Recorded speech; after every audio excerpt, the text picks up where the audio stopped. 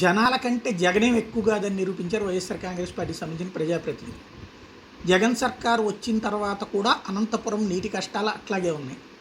ఆ జల జగడాలైతే రాష్ట్రాల మధ్య నడుస్తున్నాయి, కానీ నోట్లోకి 4 సుక్కలు నీళ్లు పోవడానికి కావాల్సినటువంటి వసతులైతే దశాబ్దాలుగా లేనటువంటి పరిస్థితి. ఎండాకాలం వచ్చిందంటే, ఎండాకాలం కాదు విడికాలంలో కూడా హిందూపురం లాంటి చోట్ల ట్యాంకర్లతో నీళ్ళే. మామూలు పంపులు కూడా పనిచేయనటువంటి సందర్భంలో రిపేర్లు చేయించడం దగ్గర విఫలమవుతున్నటువంటి వేళ అనంతపురం కార్పొరేషన్ ఎదురుగుండా ధర్నా చేసిన వాళ్ళు వైఎస్ఆర్ కాంగ్రెస్ పార్టీ కార్పొరేటర్. అది విశేషం.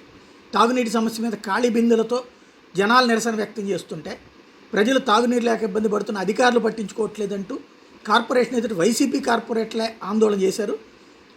నగరపాలక సంస్థని మహిళలు ముట్టడిస్తే వాళ్ళ ముందు వచ్చి వీళ్ళే కూర్చున్నారు వైసీపీ వాళ్ళు. అధికారులు బయటకు వచ్చి సమాధానం చెప్పాలని డిమాండ్ చేశారు. వైసీపీ కార్పొరేటర్ హరిత బాబా ఫక్రుద్దీన్ ఉద్యమించడంతో అసలు విశేషం ఏంటంటే వైసీపీ నాయకుడు జయరాం నాయుడు కూడా పాల్గొన్నారు. ఇందులో విశేషం ఏంటంటే, ఏ వైసీపీ సర్కార్ వాళ్ళని నిలదీయడానికి ఉద్యమం చేస్తే వాళ్ళు కూడా వచ్చి ఇళ్ల పక్కన కూర్చుంటే ఎవరిని అడగాలి అర్థం కాక తలపట్టుకోవడం మహిళలు అంతే.